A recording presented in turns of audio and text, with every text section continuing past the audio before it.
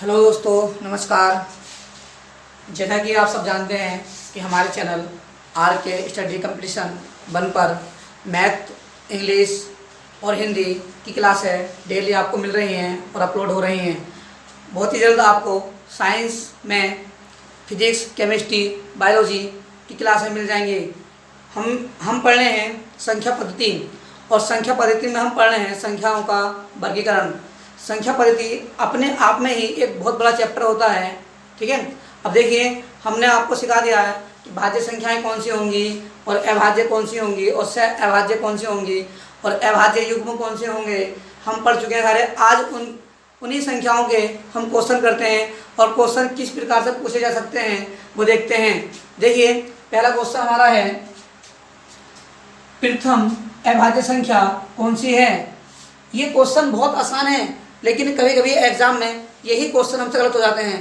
हम सोचते हैं कि हमसे मैथ बहुत अच्छे से आता है, लेकिन हम जानबूझकर इन क्वेश्चनों को गलत कराते हैं। क्यों? क्योंकि हमें पता है कि हम मालूम है कि हम मैथ जानते हैं, लेकिन कुछ प्रॉब्लम ये जानने में ही हम ये मान लेते हैं कि हमें मैथ बहुत अच्छा आता है। देखते हैं, प्रथम अभाज्य संख्या कौन सी है।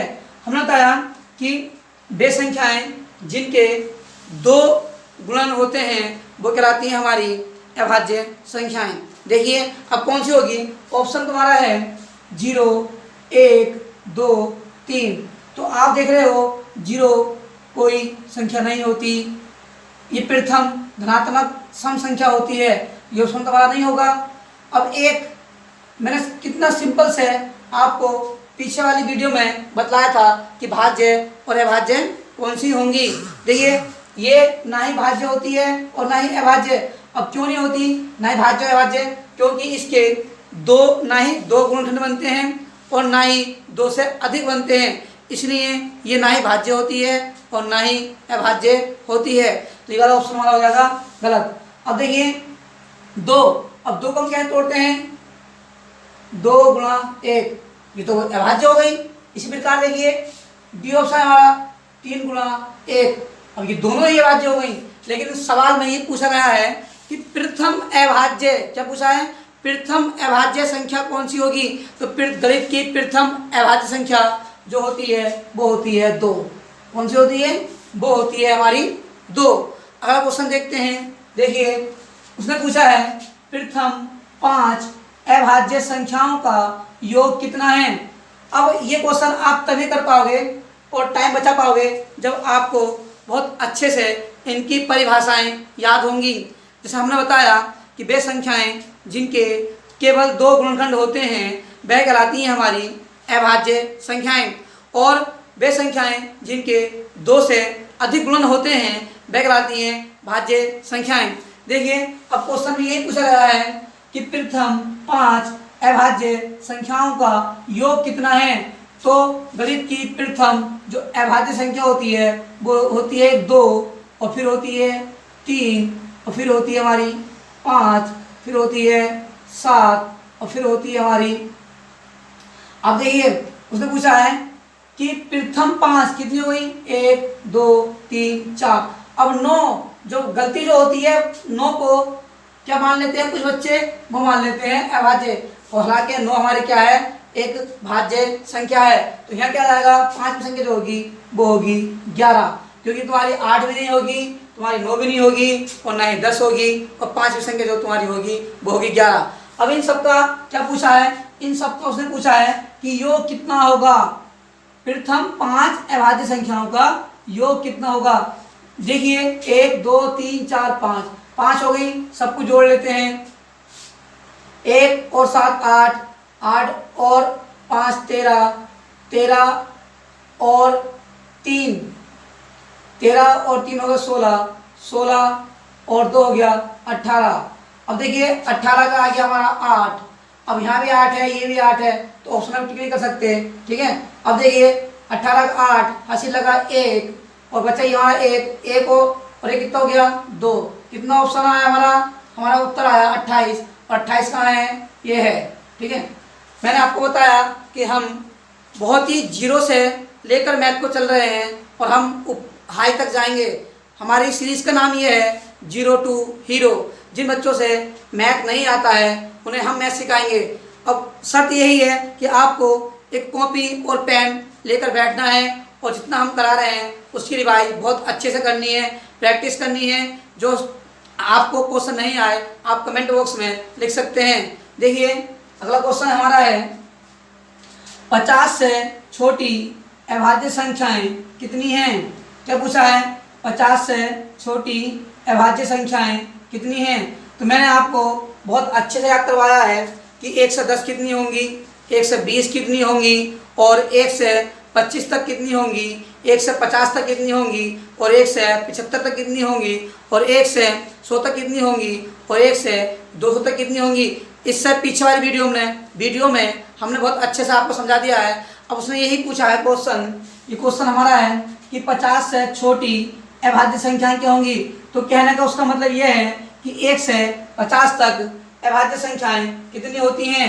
मैंने बहुत अच्छे से आपको ट्रिक की बता रखी है और ट्रिक कुछ नहीं होती, बस हमें अपना माइंड सेट करना होता है। ट्रिक तो अपने आप बन जाती है जब हमसे बेसिक आता है।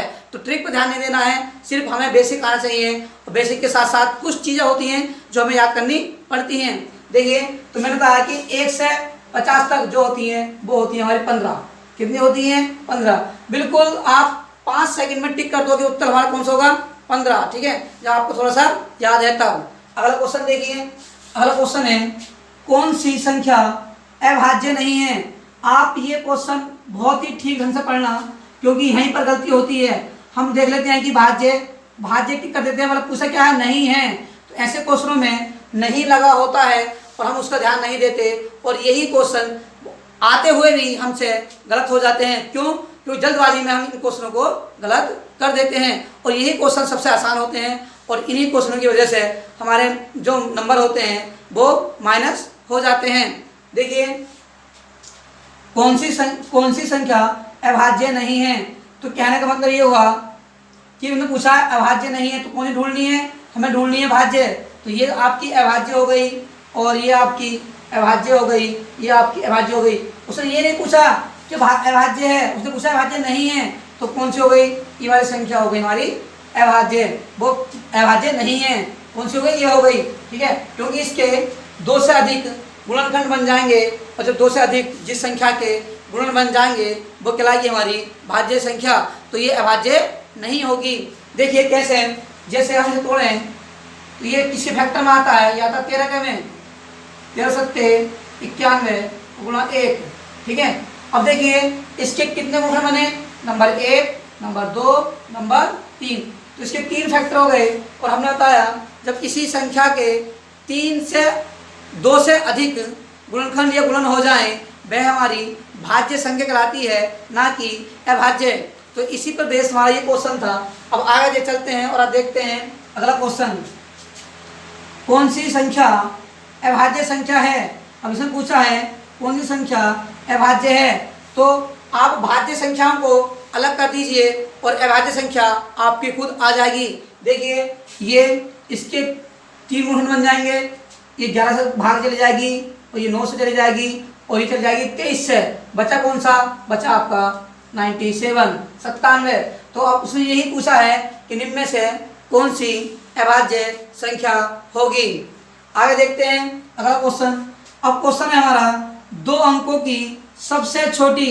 ये क्वेश्चन आपको, हालांकि ये क्वेश्चन बहुत ही सिंपल और बिल्कुल आसान क्वेश्चन है, ठीक है, लेकिन आपको ध्यान रखना है कि क्वेश्चन में क्या पूछ रहा है और हमें उत्तर क्या देना है। उसने पूछा है कि सबसे छोटी, क्या पूछा है? सबसे छोटी। देखिए उसने ये पूछा है 2 अंकों की सबसे छोटी अभाज्य संख्या है। 2 अंकों की सबसे छोटी अभाज्य संख्या है। अब ध्यान ये रखना है, उसने 2 अंक पूछे हैं। अब मैंने आपको अंकों का क्रम बता दिया है कि अंक कौन से होंगे। इस प्रकार से मैंने लिख दिए, ये पूरा कहलाएगा नंबर मतलब संख्या और जो इनकी गिनती की जाएगी 1 2 3 ये कहलाएंगे अंक। उसने पूछा है 2 अंकों की, तो 2 अंक मिला दीजिए। ये तो 1 अंक की है, ये तो वैसे नहीं होगी। अब पूछा कौन सा है? सबसे छोटी। सबसे छोटी जो पूछा है, अब देखते हैं 13 भी क्या होती है? एक अभाज्य संख्या होती है। 13 क्या होती है? एक अभाज्य संख्या होती है। और 11 भी क्या होती है? एक अभाज्य संख्या होती है। और 17 भी क्या होती है? एक अभाज्य संख्या होती है। लेकिन क्वेश्चन में ये पूछा गया है कि निम्न में से सब दो अंकों की सबसे छोटी अभाज्य संख्या कौन सी है? देखिए, अब दो अंकों की सबसे छोटी अभाज्य संख्या कौन सी होगी? वो होगी 11। कौन सी होगी? 11। तो हमने ये बताया आपको कि हमें अच्छे से क्या करना है, क्वेश्चन को पढ़ लेना है। आगे देखते हैं, अगला क्वेश्चन हमारा है 3 अंकों की सबसे छोटी अभाज्य संख्या कौन सी है? ये वाला क्वेश्चन इसी पर बेस है कि आपको अगर सिंपल तरीका यह है कि अगर आपको भाज्य और अभाज्य संख्याओं की परिभाषा आती है तो आप बहुत ही आसानी से अपने क्वेश्चन को टिक कर सकते हैं। देखिए, अभी तक पूछा है 3 अंकों की सबसे छोटी, तो 100 तो आपकी होगी नहीं, तो 3 अंक कहाँ से बनते हैं? वो बनते हैं 100 से। अब 2 अंक कौन से होंगे? 2 अंक तुम्हारे 9 होंगे, 99 ये हो गए। देखो, ठीक है। अब देखिए 3 अंकों कैसे बनेंगे? 3 अंक बनेंगे ये। अब ये तो अभाज्य है नहीं, तो इस अगली कौन सी आएगी? 101। देखिए, चेक कर लीजिए कि ये भाग जा रही है, ये नहीं जा रही है। इसके 3 खंड बन रहे हैं, ये नहीं बन रहे हैं। अगर 3 खंड बन जाते हैं तो कहलाती है हमारी भाज्य, और 3 से खंड कम रहते हैं, जिसके 2 खंड होते हैं, वो कहलाती है अभाज्य। तो इसमें सबसे छोटी पूछी है, सबसे छोटी क्या हो जाएगी? 101। क्या हो जाएगी? 101। आगे देखते हैं, आगे पूछा है कौन सी ऐसी संख्या है जो सम भी है और अभाज्य भी? क्वेश्चन बहुत ही ध्यान से पढ़ना है। और उसने ये पूछा है, आप जितना टाइम क्वेश्चन पढ़ने में दोगे आपको उतना ही अच्छे से समझ में आएगा। तो उसने ये पूछा है कौन सी ऐसी संख्या है जो सम भी है और अभाज्य भी? तो मैंने आपको बताया गणित की प्रथम अभाज्य संख्या वो 2 होती है, जो एक सम संख्या भी है और अभाज्य भी। देखिए, जहाँ 2 है तो तुम्हारा क्या हो गया? वो हो गया आपका आंसर। ठीक है। अगला क्वेश्चन देखते हैं, निम्न में कौन सी अभाज्य संख्या और भाज्य संख्या दोनों नहीं है? देखिए, अब क्वेश्चन पूछा है कि ऐसी कौन सी संख्या है जो भाज्य और अभाज्य नहीं है। ठीक है। तो मैंने बहुत अच्छे से आपको पीछे वाली वीडियो में इनके बारे में बता दिया है, और बहुत ही आसानी से आप टिक कर देंगे। वो कौन सी होगी? वो होगी 1। 1 जो होती है ना ही भाज्य होती है और ना ही अभाज्य होती है। और क्यों नहीं होती है मैंने आपको बता दिया है। ठीक है। आप इसका स्क्रीनशॉट ले लीजिए।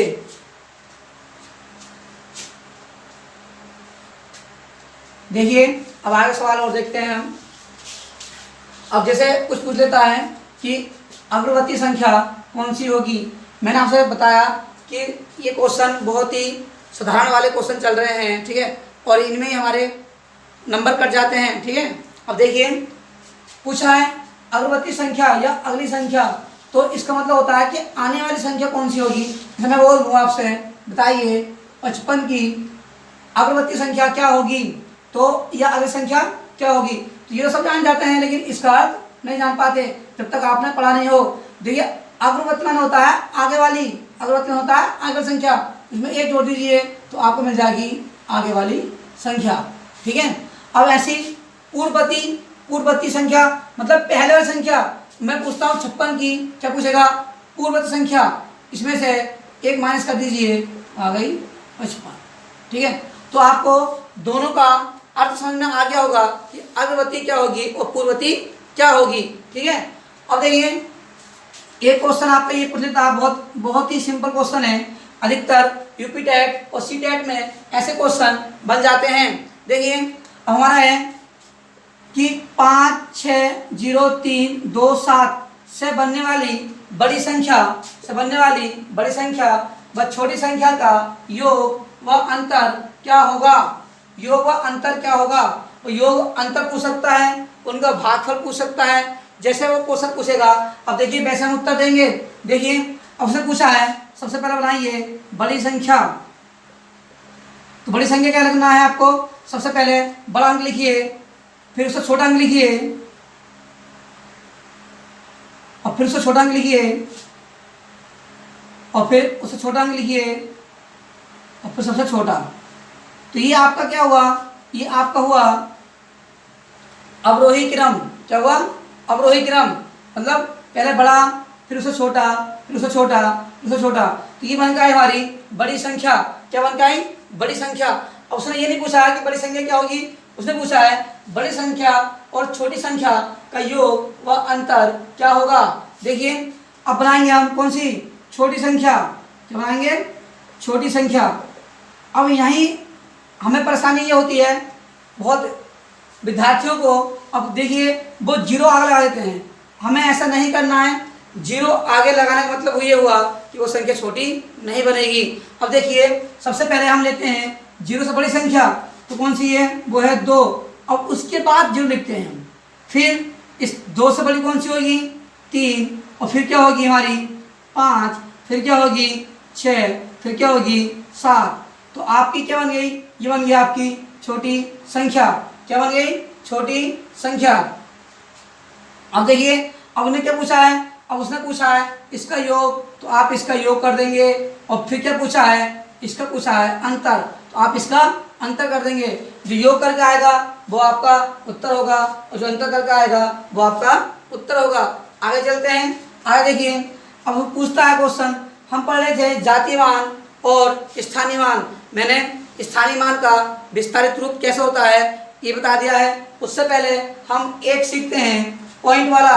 देखिए इस प्रकार से आता है हमारा, बताइए कि इसका 23.15 की स्थानीय मान क्या होगा। तो आपको कुछ नहीं करना है, पॉइंट से इधर चलते हैं, इसकी गुणा 1 से करते हैं, तो एक ऐसे आ गया प्लस, फिर इधर चलते हैं, कितने अंक इसके बाद 2, एक अंक है तो ये आ गया। अब देखिए पॉइंट से चलते हैं तो इसका दशमलव खत्म करते हैं, 1/, हम लेते हैं 10, फिर लेते हैं 5/100। ठीक है, क्योंकि बात किस चल रही है, बात चल रही है दशमलव अंक की, दशमलव अंक की। तो ये इसका क्या हुआ, ये इसका हो गया विस्तारित रूप, और इसे क्या बोलते हैं हम, इसे बोलते हैं स्थानीय मान। अब मैंने कहा क्वेश्चन ऐसे ना पूछ कर वो पूछता है कि अंतर बताइए और योग बताइए या भागफल बताइए। देखिए चलते हैं आगे। अब एक क्वेश्चन हमारा है ये संख्या दे रखी है कोई हमारी, और पूछा है मैं 9 के स्थानीय मान का अंतर क्या होगा। अब देखिए 9 के स्थानीय मान, तो एक 9 ये है और एक 9 ये है। 9 के स्थानीय मान व जातीय मान, 9 के स्थानीय मान का अंतर क्या होगा।